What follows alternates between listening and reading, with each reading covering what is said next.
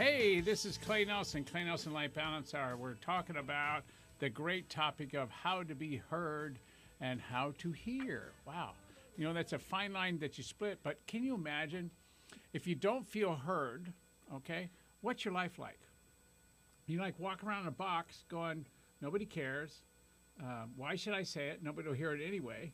And you end up being in a very sad space. Now, I've got a quote from Rachel Remy. It says, the most basic and powerful way to connect to another person is to just listen. Perhaps the most important thing we've ever given each other is our attention. A loving silence often has far more power to heal and to connect than the most well-intentioned words. Whoa, now that is powerful. That is really powerful. You know, it's like when I hug you, we just be quiet. Mm-hmm. You know, as long as I'm not hugging you too tight. Yeah. Yeah. Give me air. Yeah, give me air. Yeah. Then John Lubbock said, what we see depends mainly on what we are looking for. Whoa, those things are good. Now that's pretty big. Those things are good. All right, now, before we went on break, let me see, do we have more emails? Do you have an email you want to give me? Or we've got somebody on the phone. What would you like to do, Let's go to the caller. You want to go to the caller? Yep. Okay, caller, hi. My name is Clay. What can I do for you? Hi, Clay. My name is Cindy. Hi, Cindy. And as I listen to you and I'm hearing what you say, which I'm enjoying, by the way, Cool. it occurred to me that there are some You're not saying you like Susan better, do you? No, not at all, but I do Oh, enjoy good. having her back. Oh, cool. But Thank you. You're welcome.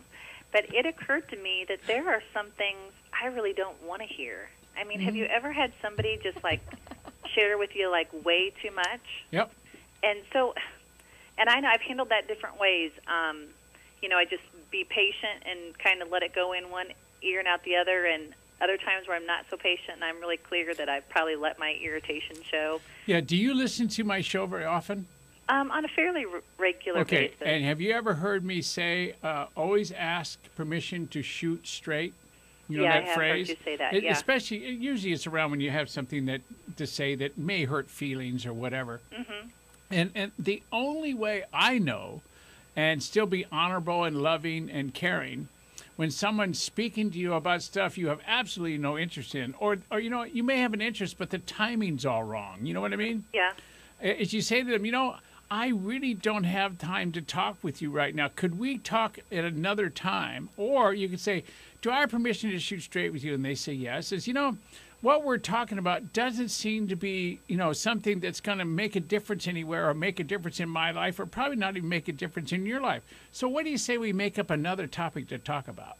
Yeah. You got it? Yeah. Just shoot straight. Now, the question is, your mind goes, well, what happens if they get mad and leave? Well, guess what? Maybe you need to clear the space anyway.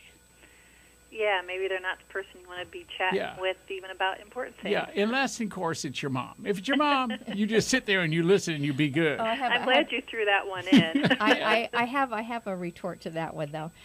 We have a teenage son, and sometimes I want to be real clear with him about a certain topic. And he just looks at me like, okay, Mom, I know. Yeah, Mom, I know. And I says, well, I need to make really sure that you're clear about what I'm saying so that, you know, and it's, Mom, I already know. And yeah, you don't, TMI, I don't need to know anymore. So I back off and just let him, you know, find out on his own or just figure that he really already knows. And sometimes it's difficult as a mom just to back away. Yeah. Anyway, I just wanted to add that into the conversation. So. Well, I appreciate that because I'm a mom and I probably do to my kids what I'm complaining about others doing to me now. So I appreciate that insight. Yeah, and just think about this in general terms, right? If you're in some form of communication with somebody and is wasting your time, just think about this. Do you have any time to waste? I don't know about you, but I don't. I'm with you on that. Okay? All right. All right. Thanks for calling. Thank you so much. You bet. Bye-bye. All right. So what do you do when, you know, as a speaker, you aren't being heard? Whoa. And, you know, when I say speaker, it's not somebody that's up on stage or somebody that's being paid to speak or whatever. If you're a wife, a husband, a coworker, all right, just anybody on the street. How about this? You're talking to somebody in the grocery store and you need to know where something is and you ask the person and they give you an answer back that clearly shows they weren't listening. You know what I mean? What are you laughing for? It's just random. Random. All right, so now, what about this? You've met with your staff, your family, your community organization, and discussing something you wanted them to do, and by when you wanted it done. Now, and then you're having a conversation with them, and they're not listening, or you did so in a way that you thought was clear, logical, and completely understandable. So, and everything's fine with you, but clearly the people you're talking to didn't get it. What do you do with that? Or you asked if they understood what they were to do, and the answer was yes, and they went off and did something that was absolutely clear they did not understand. And you ended the conversation, meeting, and communication believing that you had requested certain things to be done and by when it was supposed to be done, and the date comes and goes and there's no results. And you wonder, what in the world is wrong with these people? I gave them simple instructions and a deadline, and they can't seem to do anything right. Do you think you've ever thought that way about me? Well, no, not about you, but I was thinking about somebody else in our family. Oh, no. And it's not our son. But Oh. Okay, well, now. I would ask her to do something, and I was real clear about what I was saying, and I must have gotten her in a cold, dead sleep, but looked like she was awake, and she got what I had to say, and then Well, I you didn't notice get- how my notes are about fictitious businesses and people like that. I don't ever want to talk about my family because I have to go home and live with them. You know what I mean? right. Whoa. Well, anyway, I got that she just didn't even hear what I said. Yeah, I was like, absolutely. Duh. So now let's take another look at those feelings, all right, what we were talking about. Remember, we were in a staff meeting or whatever. We were sure we communicated fully. We asked them what to do. We told them by when. We thought we got agreement of by when they said it was going to be done. And clearly the results we got was so emphatically clear they didn't hear, they don't know, and they didn't get it done. So now let's take another look at that whole scenario, right? What if the results that people produced in your behalf are a reflection of the quality of your communication with them? Oh, my gosh. So You it all mean- falls back on your shoulders. Oh, duh. So that's why I get to the same. As the speaker, you are accountable for where you leave the people inside of your communication.